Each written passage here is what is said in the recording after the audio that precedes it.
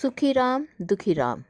एक दिन भगवान शंकर ने माँ पार्वती से कहा, बहुत दिन से मृत्यु लोक घूमकर नहीं आए। शिवलोक में रहते हुए ऐसे में मन उब गया, चलो धरा पर घूमकर आए। दोनों नंदी पर सवार होकर चल दिए। लंबा सफ़र था। उठते बैठते घूमते घामते दोनों पहुँचे समुद्र तट पर। तब वहाँ नारियल के वृक्ष नहीं होते थे।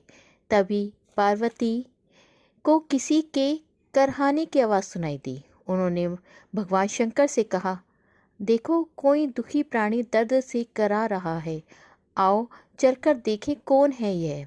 दोनों पहुंचे दुखी प्राणी के पास। उसका नाम था सुखीराम। सुखीराम ने शिव पार्वती को देखा, देखते ही चरणों में लौट गया। बोला, मेरे हाथ में भी कुछ नहीं है, भूखा प्यासा 4 दिनों से तड़फ रहा हूँ, आप ही मेरी सहायता करें। मैं यहाँ बेचैन और असहाय बैठा अपने भाग्य पर रो रहा हूँ। भगवान शंकर को उस पर दया आ गई। देखते ही देखते वहाँ फलों का ढेर लग गया। जमीन से मीठे पानी की तेज धार फूट निकली। सुखीराम ने फल खाकर और पानी पीकर अपनी भूख प्यास मिटाई। अब वह शिव के ध्यान में तल्लीन होकर बैठ गया। उसके बाद शंकर और पार्वती जी शिवलोक को लौट गए। उनके जाने के बाद चमत्कार हुआ। एक दिन सुखीराम के हाथ भी ठीक हो गए। अब वह दिन रात शिव की भक्ति में मगन रहने लगा। उसकी भक्ति से प्रसन्न होकर एक दिन शिव और पार्वती फिर उसके पास आए। वह तो धुनी रमाए शिव भक्ति में लीन था। वे चुपचाप लौट गए। वहां जाकर उन्होंने गणेश जी को बुलाकर कहा, समुद्र तट पर मेरा एक भक्त है, उसे जाकर नारियल की खेती का ज्ञान दो।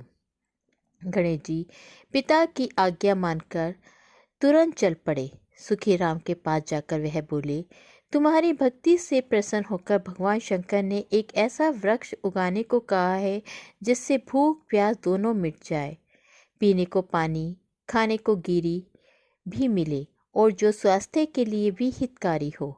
सुखीराम ने पूछा, ऐसा कौन सा वृक्ष है? नारियल में यह खूबी है, गणेश जी ने कहा। गणेश जी ने नारियल का एक पौधा वहां लगा दिया जो वह अपने साथ लाए थे। अनुकूल जलवायु पाकर सागर के तट पर नारियल के वृक्ष की बाढ़ सी आ गई। गणेश जी तो शिव धाम को लौट गए, लेकिन अपने पीछे अपनी निशानी छोड़ गए। नारियल की खोपड़ी में आंखों जैसे 3 छेद होते हैं जो शिव के 3 नेत्रों के प्रतीक हैं। नारियल की जटाएं शिव जी की जटाओं की भांति होती है।